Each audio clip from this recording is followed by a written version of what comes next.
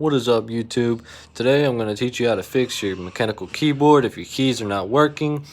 Now, I've had this RedDragon K552 for about a couple months now. It's fairly new, and my WASD stopped working, and I know some people may think it's confused with, these and stuff like that. I've tried everything I could, and it wouldn't work, so this is what I did.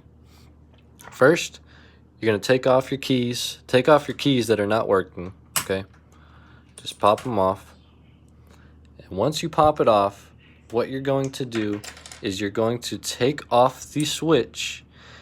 And usually what I did right here is I swapped these right here, F5, F6, F7, F8.